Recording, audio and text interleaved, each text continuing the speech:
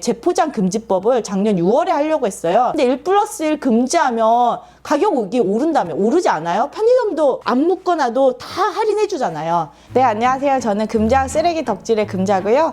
리필 스테이션 알맹 상점을 운영하고 있습니다. 2021년부터 바뀌는 자원순환 정책을 말씀드릴게요. 플라스틱 사용량을 줄이고 재활용 질을 높이는 거예요. 첫 번째는 투명 페트병 따로 분리 배출입니다.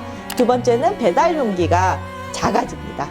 세 번째는 재활용 등급제가 실시됩니다. 그 다음에 네 번째는 재생한 플라스틱을 다시 사용할 수 있도록 제도가 만들어집니다. 하나씩 살펴볼게요.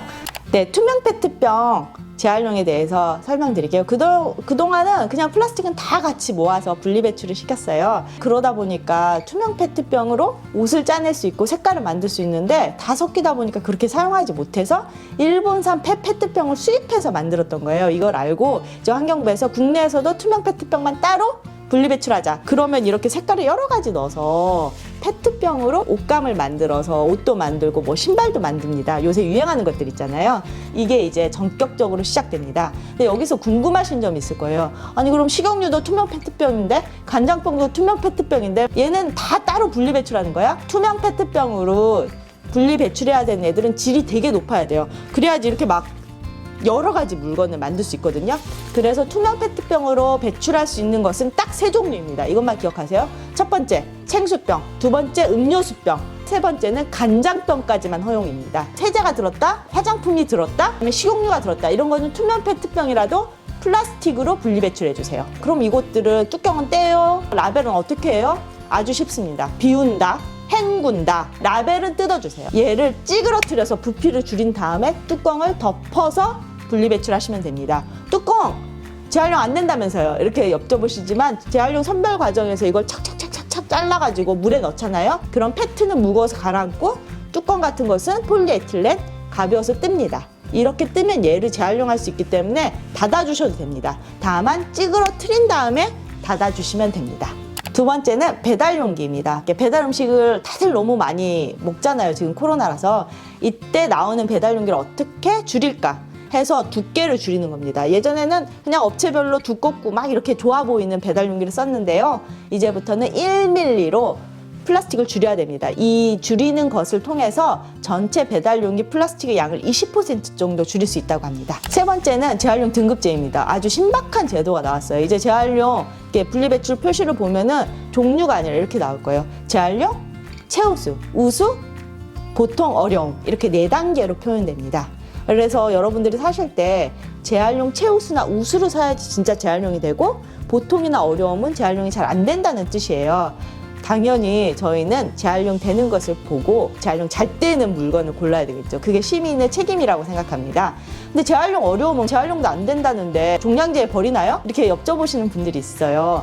하지만 재활용 어려움은 재활용이 어렵다는 것이지 100% 안 된다는 것이 아닙니다. 재활용 어렵다고 우리가 다 종량제 봉투에 버리면 그거 소각되거나 매립되거든요. 그럼 다 환경 부담이 더 커집니다. 저희는 재활용 어려움을 분리 배출하는 것은 맞되 어떤 기업이 재활용 어려움을 생산해내는지 그걸 보고 그것들을 재활용하는 방법을 요구하는 운동을 해야 됩니다. 이게 바로 플라스틱 어택이라고 생각합니다.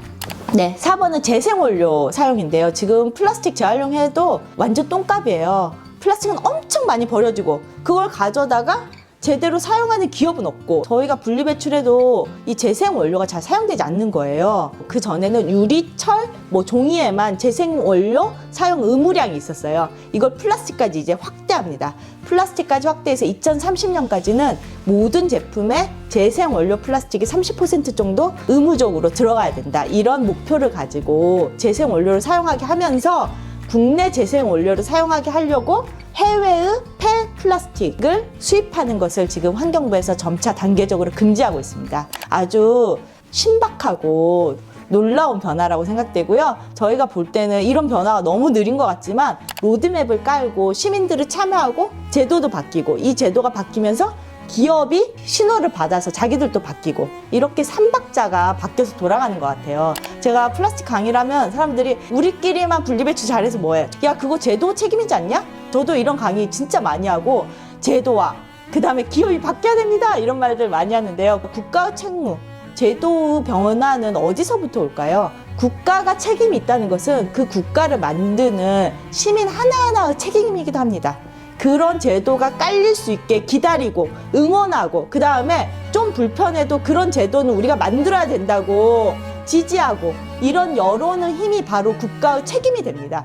환경부가 자원순환 정책을 가지고 나왔을 때 이런 것들을 밀어주고 더 열심히 참여하고 엎어지지 않도록 다 같이 참여하는 게 중요할 것 같아요. 작년에 재포장 금지법을 작년 6월에 하려고 했어요. 근데 1+1 금지하면 가격이 오른다며. 오르지 않아요? 편의점도 안 묶어놔도 다 할인해 주잖아요.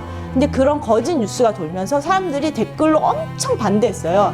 환경부가 그 정책 못했다는 거 아니에요. 그래서 6개월이 유예됐습니다.